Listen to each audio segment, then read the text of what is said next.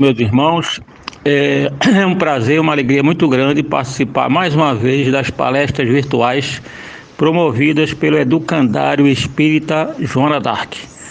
Hoje falaremos sobre o livre-arbítrio e suas razões, ou seja, a liberdade, como utilizar bem a liberdade, como utilizar de forma saudável, alegre e jovial essa liberdade que a gente tanto apregoa e é tão difícil de utilizá-la, né? Então vamos hoje falar sobre o livre-arbítrio e as suas razões. O livre-arbítrio é a possibilidade de fazer escolhas. Algumas pessoas confundem livre-arbítrio como fazer o que quiser, sem que haja consequências, dizendo que do contrário não seria livre-arbítrio. Pois bem, uma liberdade de ações sem limites não existe. No conceito filosófico, minha liberdade acaba quando se opõe à liberdade do outro, embora eu possa ignorar a liberdade do outro, como se não houvesse limitações.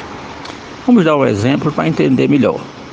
Um marido que impõe à sua esposa que a mesma não deixe seu lar de maneira alguma, cerceando-lhe a liberdade durante toda uma vida. A ação desse marido não teve maiores consequências para ele durante sua vida.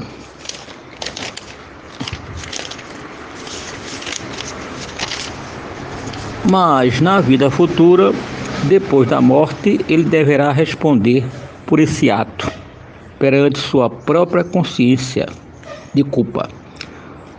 O livre-arbítrio é limitado e traz consequências. Em A Gênese, Allan Kardec explica que há diversas categorias de mundos, conforme a evolução dos seus seres vivos, como o progresso da inteligência não anda de braços dados com o progresso moral, em alguns mundos os homens se tornam tão inteligentes enquanto ainda são maus, que a sua inteligência é utilizada para ferir centenas e até bilhões de criaturas. Quando se chega a unir período de madureza, esses homens são retirados de lá para que não sejam pedra de tropeço aos bons que ficam por lá.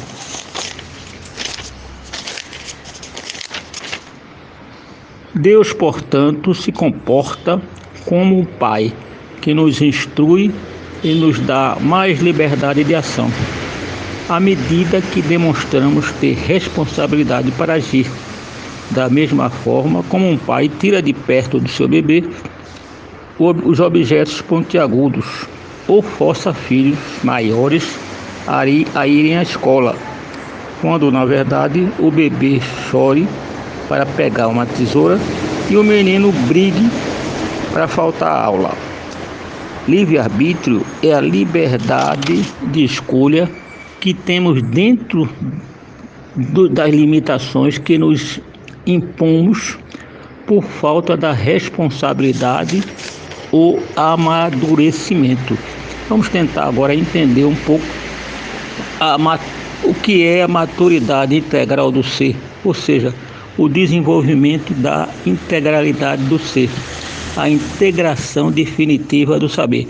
São várias etapas, não é um processo, é um longo processo, não é? Que a gente vai procurar entender para saber o nível do nosso livre-arbítrio, as nossas escolhas, o que acontece com as nossas escolhas, a maturidade do senso moral. Primeira etapa é tomar conhecimento, informação, ou seja, no mundo cheio de informações, de digitalização, é importante sim tomar o conhecimento das informações. São muitas as informações, né? A segunda etapa é mais difícil, é a parte mais difícil, é a parte de discernir, interpretar e compreender essas informações. Aí é uma coisa mais difícil, que exige mais do nosso processo cognitivo, não é? Então, discernir, interpretar e compreender essas informações, esses conhecimentos. A outra etapa é apreender, ou seja, compreender com a alma, compreender com o perispírito, não com a massa cinzenta do cérebro, mas a compreensão. A outra etapa é arquivar no perispírito.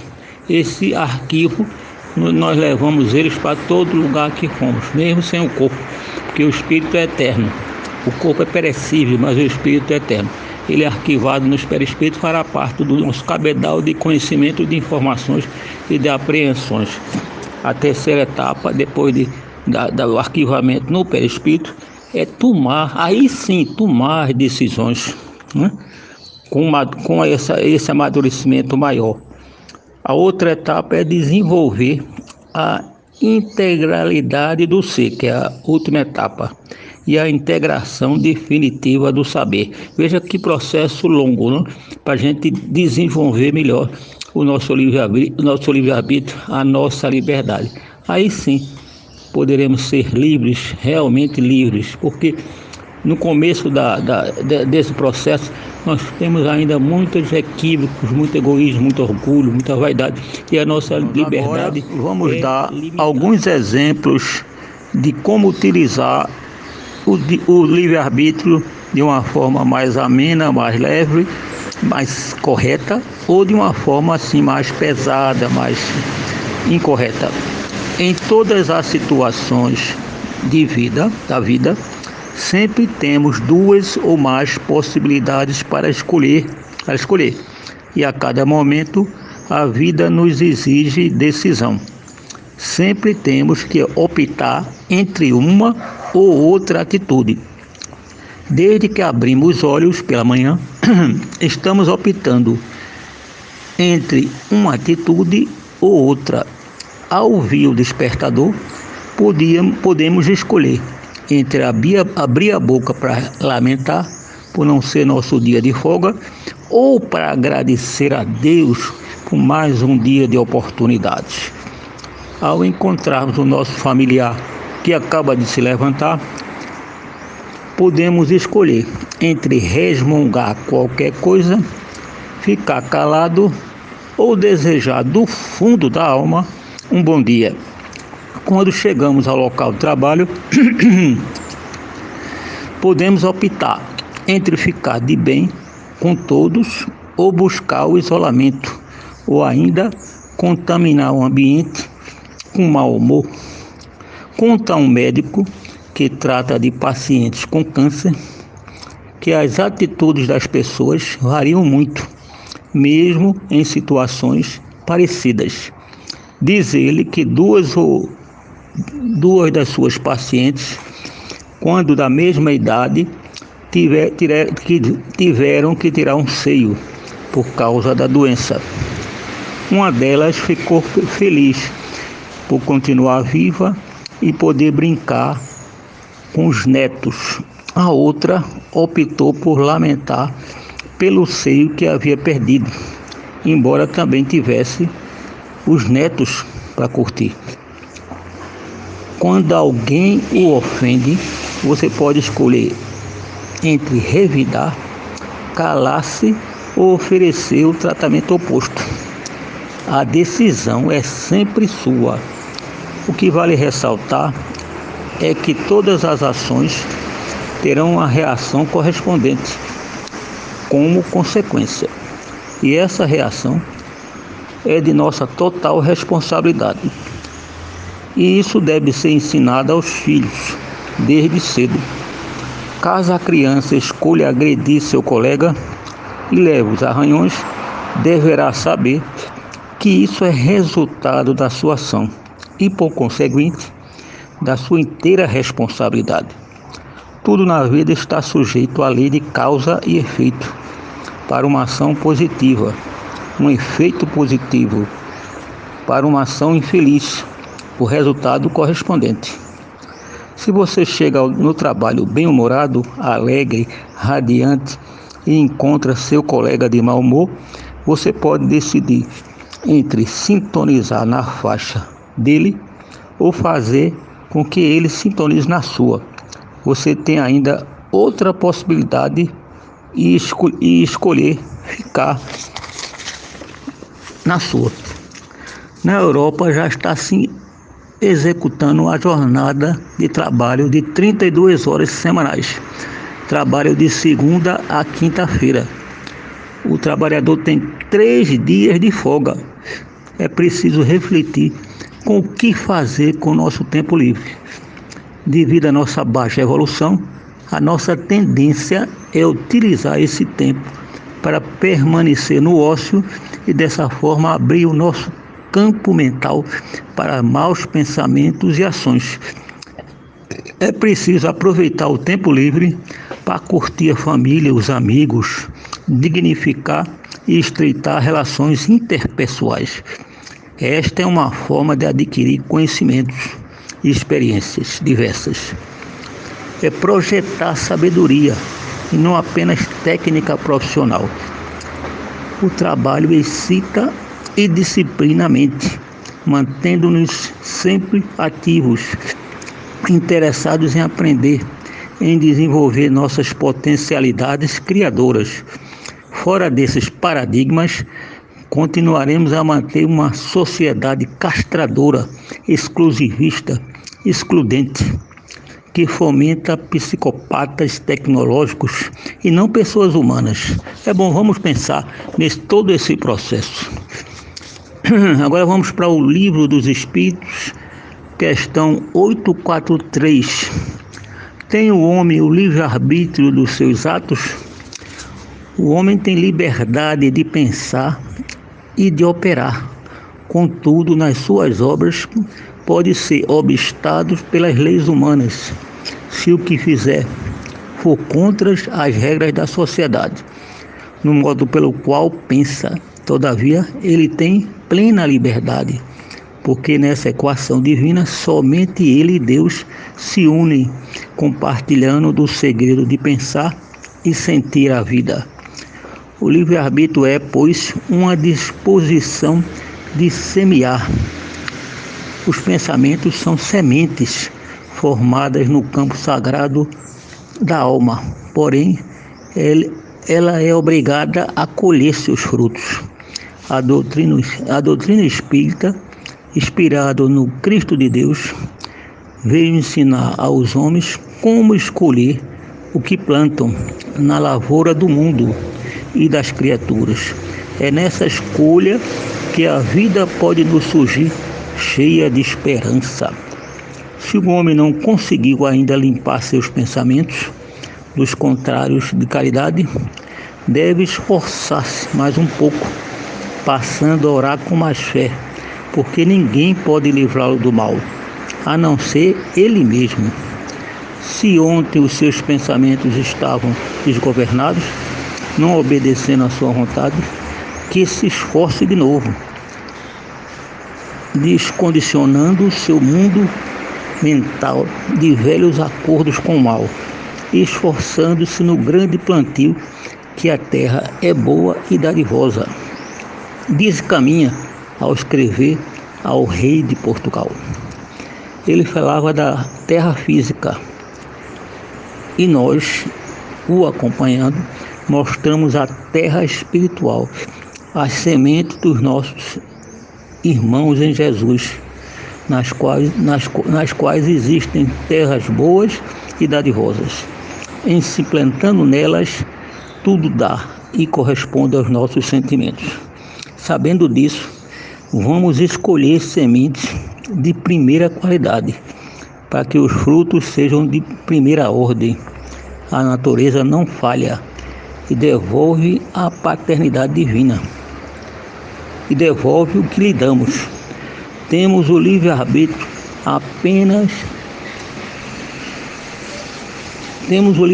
apenas ele desaparece ante a paternidade divina, porque somente fazemos o que a nossa evolução comporta fazer. Convém anotarmos urgentemente que sabemos sempre na predação que suportamos subir. é a lei agindo com a proporção de cada ser. Caminhamos para uma liberdade maior, porque Deus quer que sejamos mais livres. Qualificar melhor o livre-arbítrio, explicando o que é emoção e razão à luz da ciência e do espiritismo. Já há algum tempo, pesquisadores do comportamento humano e neurocientistas tentam redimensionar o campo de batalha onde se trava o velho conflito entre o coração e o cérebro. Já se sabe que o cérebro humano hoje é 3 vezes maior que o dos nossos parentes das cavernas e que a base de todo o desenvolvimento está no chamado tronco cerebral, que envolve o topo da medula espinhal. Dali partiram as primeiras formações dos centros emocionais inferiores, demonstrando assim que os primatas não possuíam a capacidade de aprender raciocinando. Levou um longo tempo, um longo período para que a evolução da espécie humana pudesse ampliar as elaborações desses centros inferiores, dignos representantes do instinto de conservação do corpo, para chegarmos aos centros superiores e à estruturação e funcionamento do neocórtex, ou seja, o lugar de origem do pensamento. O neocórtex, que é o lugar de origem do pensamento.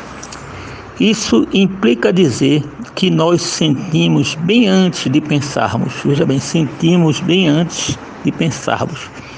Assim, os centros que operam os pensamentos, principalmente os centros emocionais inferiores, são mais facilmente tomados de súbito pelo tronco cerebral, o que implica dizer que não são poucas as vezes que nos apresentamos menos inteligentes do ponto de vista emocional.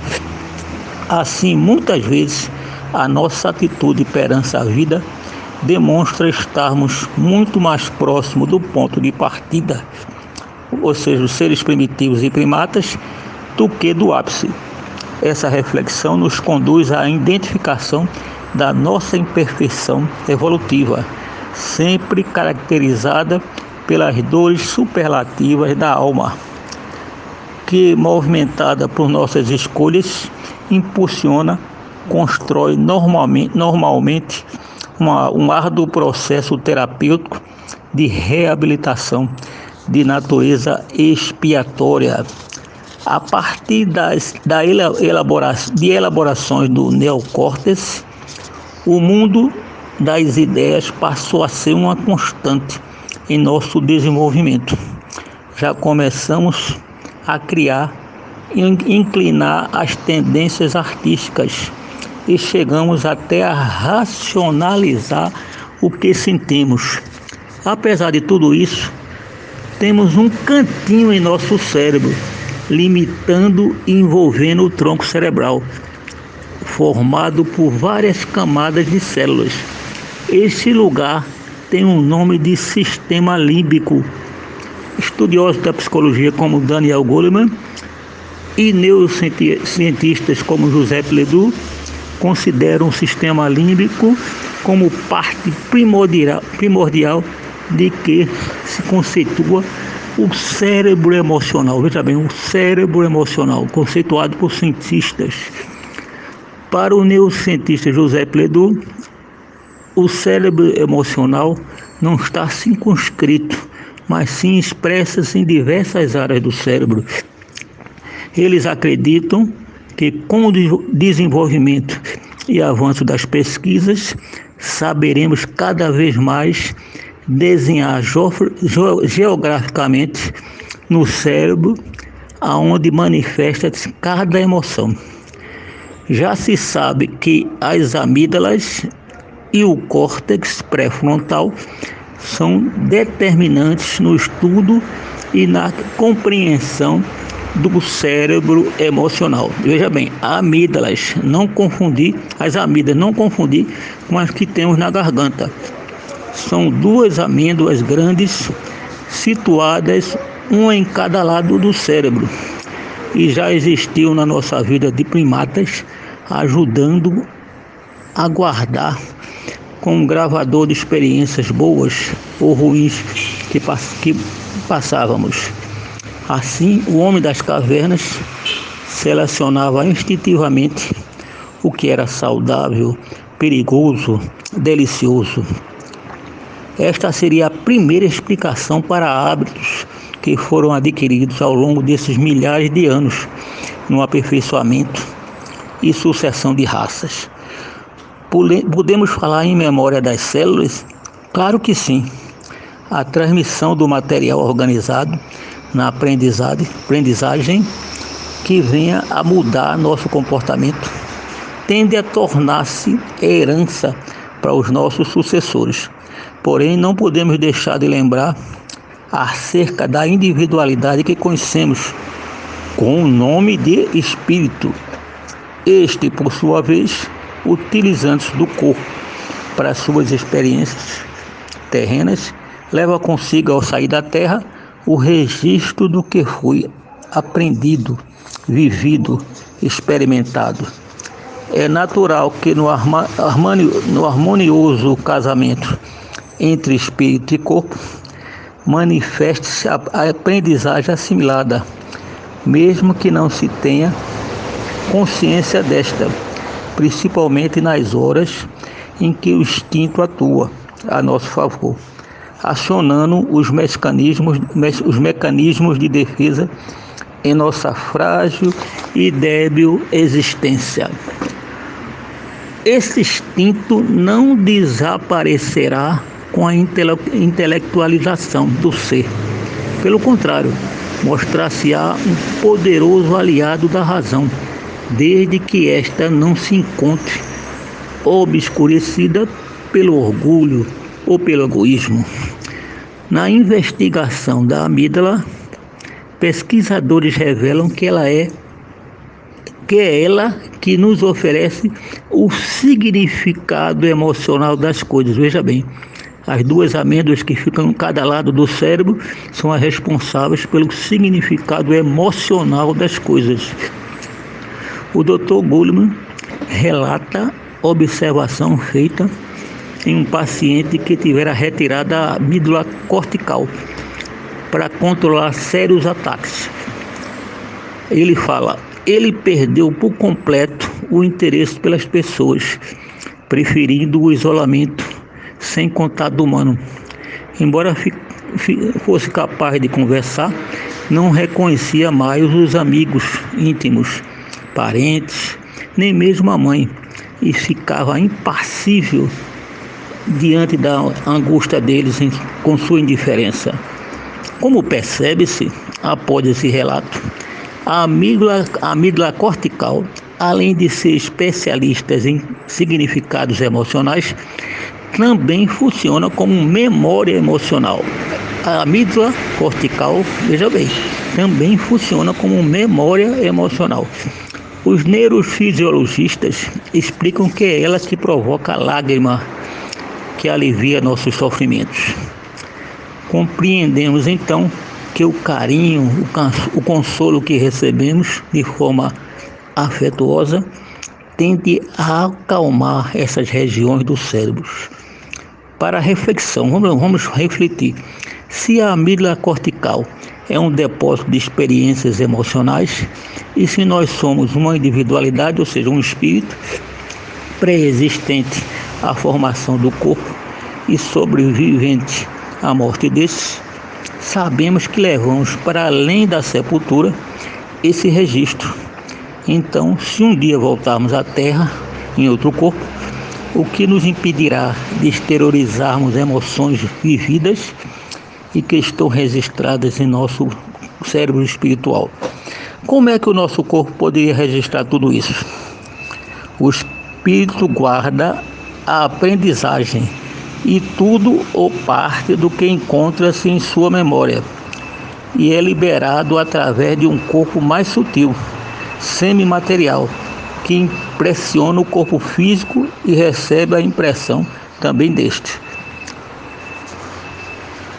Nós vamos descobrir que tudo que nos ensinaram sobre matéria estava incompleto. Este corpo sutil e semimaterial é o perispírito. Ele é o modelo organizador biológico, chamado assim pelo Dr. Hernani Guimarães, e é também conhecido pelos russos,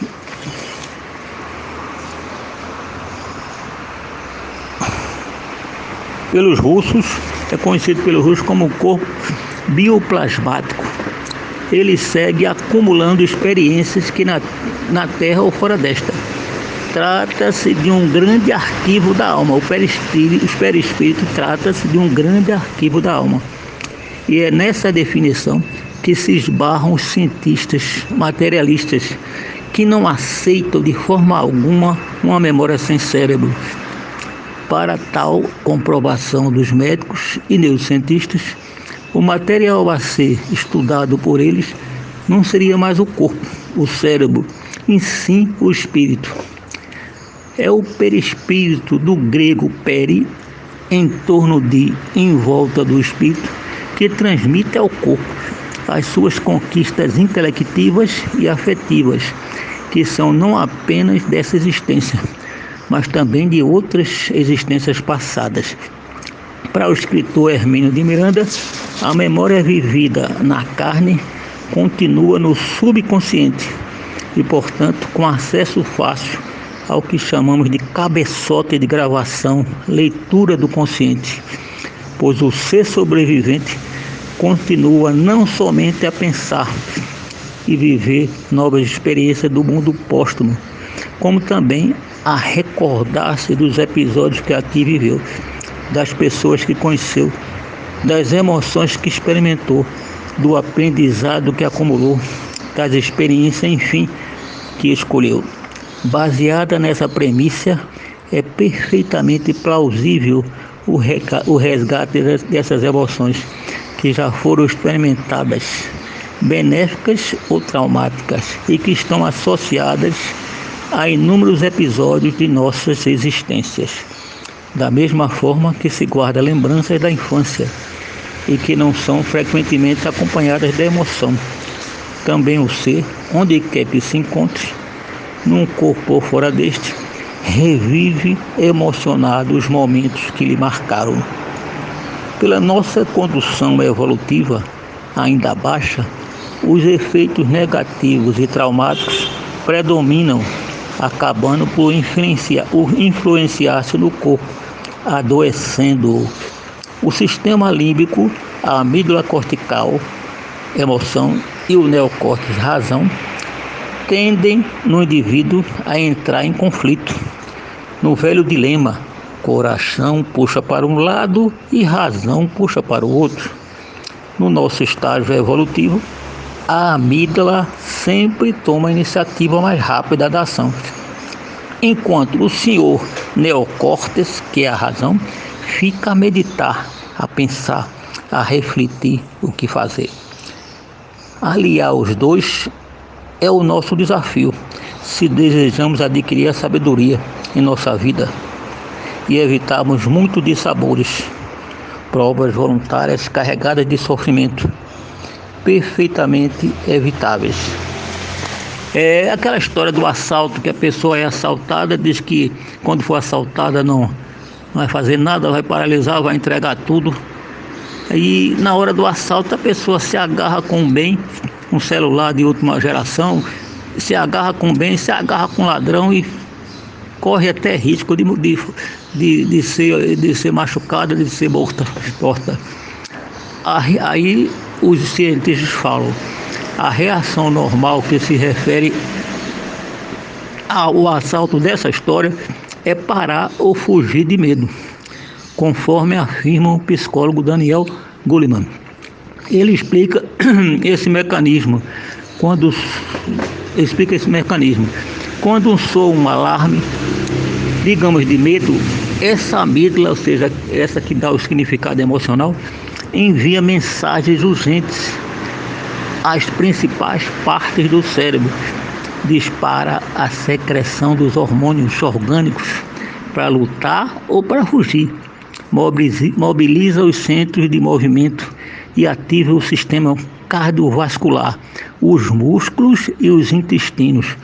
Outros circuitos da amígdala enviam sinais para a secreção de gotas de emergência do hormônio noradrenalina, para aumentar a reatividade das principais áreas cerebrais, incluindo os que tornam os sentidos mais alertas, na verdade deixando o cérebro de prontidão.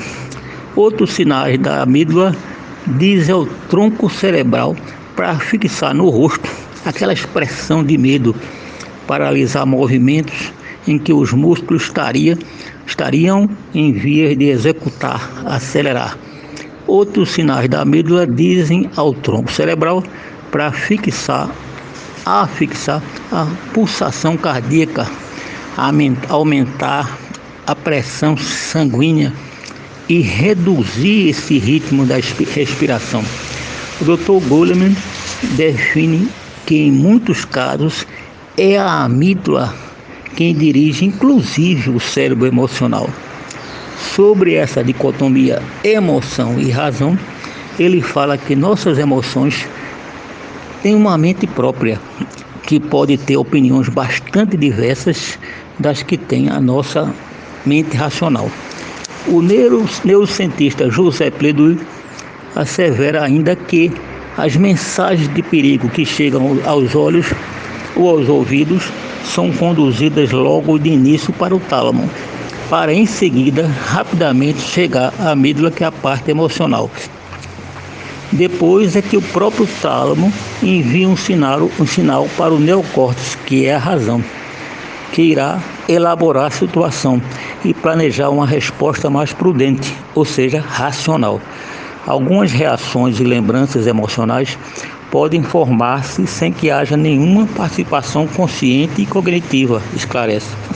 Até isso acontecer, você não acha que muita agressão, palavras de teor ofensivo, reações imediatas já ocorreram naquela discussão com seu amor? E depois você pensa, meu Deus, foi por tão pouco. Não precisa tudo isso. Esta conclusão é sempre tardia, porque a resposta do neocórtex, ou seja, a resposta mais racional, como vimos, é mais lenta no tempo cerebral, porque passa por mais circuitos. Por isso, podemos afirmar que existe em muitos de nossos comportamentos uma predominância da natureza instintiva, que simplesmente sob os comandos das emoções e das paixões. Voltamos à seguinte premissa: defendemos a ideia que quanto mais o indivíduo se conhecer, gerenciando as suas emoções, mais êxito terá em suas realizações afetivas, profissionais e sociais. É o caso do famoso jogador, aquele Edmundo que jogou no Vasco da Gama, que vivia nas páginas dos jornais sempre envolvido nas brigas do campo ou fora dele. A reação emocional instintiva levava a agredir colegas desportistas e até repórteres. Porém, no outro dia, ele declarava o seu arrependimento e falava da sua justificativa. O Dr. Goleman explica o fato. É um momento assim, quando um sentimento impossível domina a razão, que o recém-descoberto papel da amígdala se mostra crucial. Os sinais que vêm dos sentidos permitem que a amígdala faça uma varredura de toda a experiência em busca de problemas. Ela tem um papel privilegiado em nossa vida mental, algo semelhante a uma sentinela psicológica, desafiando cada situação, cada percepção, com apenas um tipo de pergunta em mente, a mais primitiva. As perguntas: é alguma coisa que eu odeio? Isso me fere? Alguma coisa que temo? Se for o caso, se o momento em questão esboçar um sim, a amígdala reage imediatamente, como um fio de teia neural, mandando mensagens para todas as partes do cérebro. Depois que todo esse mecanismo foi acionado, surgem em muitos casos as desculpas que damos todas as vezes em que somos pegos no flagra do nosso primitivismo. Tudo isso para explicar a nossa ira, para esclarecer os nossos erros, para dar até um colorido menos culpável e responsável às nossas paixões que obscurecem a razão. É necessário, porém, lembrar que quem comanda esta máquina é um espírito, e quanto mais imaturo ser, mais chances terá de fracassar, pois as suas escolhas e reações o levarão a reagir sempre e pensar depois. Devido à sua ignorância, só compreenderá a duras penas que as emoções gerenciadas poderiam garantir-lhe uma melhor qualidade de vida. Precisamos administrar e conhecer melhor. Uma espécie de pequeno resumo do livre-arbítrio. O livre-arbítrio pode ser resumido assim: o homem não é fatalmente conduzido ao mal. Os atos que ele realiza não estão antecipadamente escritos. Os crimes que ele comete não resultam de uma sentença do destino. Ele pode, como prova e como expiação, escolher uma existência em que terá os arrastamentos do crime, seja pelo meio em que está colocado, seja pelas circunstâncias que sobreviverão, mas está sempre livre para agir ou não agir. Resumindo, no estado de espírito, o livre-arbítrio existe na escolha da existência e das provas. No estado corporal, na faculdade de ceder ou resistir aos arrastamentos aos quais estamos voluntariamente submetidos. Cabe à educação combater essas más tendências e o fará utilmente quando estiver baseado no estudo profundo da natureza moral do homem. Pelo conhecimento das leis que regem essa natureza moral, chegar-se-á a modificá-la, como se modifica a inteligência pela instrução e o temperamento pela higiene. O espírito liberto da matéria e no estado errante, ou seja, no intervalo das reencarnações, faz a escolha de suas existências corporais futuras, segundo o grau de perfeição que alcançou, e é nisso, como dissemos, que consiste em seu livre-arbítrio. Essa liberdade não é anulada pela encarnação. Se cede à influência da matéria, é porque sucumbiu sobre as próprias provas que escolheu, e é para ajudá-la a superá-las que ele pode invocar a assistência de Deus e dos bons espíritos. Isso está na pergunta 337 do Livro dos Espíritos. Sem o livre-arbítrio, o homem não tem nem o demérito do mal, nem o mérito do bem.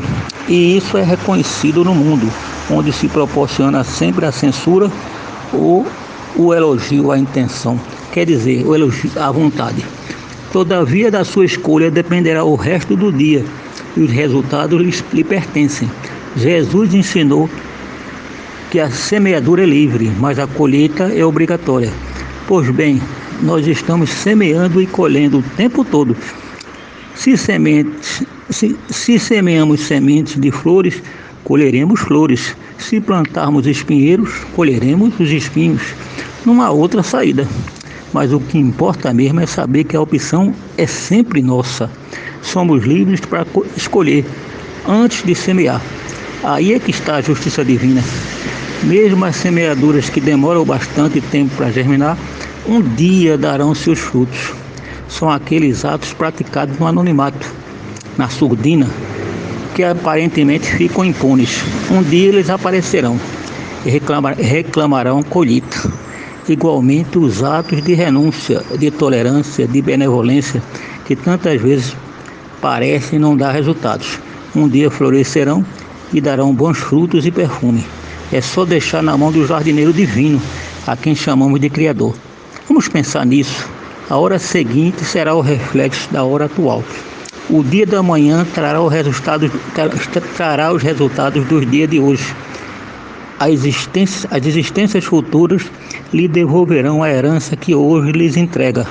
É assim que vamos construindo nossa felicidade, ou a nossa desdita, de acordo com a nossa livre escolha, com o nosso livre-arbítrio. Bem, meus irmãos, vamos concluindo mais esse trabalho com esse tema assim desafiante, esse tema assim pomposo, esse tema assim interrogativo, que precisamos aprofundar mais, estudar mais, pesquisar mais, viver mais, porque a liberdade é uma prerrogativa de Deus, do nosso Criador, para todos nós, e precisamos saber o que fazer com ela no nosso tempo livre, que não sejamos, nosso tempo livre não seja só de ócio, só de coisas banais, que possamos utilizá-la de uma forma mais saudável, mais amena. Muito obrigado por tudo e por todos. Que Deus abençoe a cada um de vocês.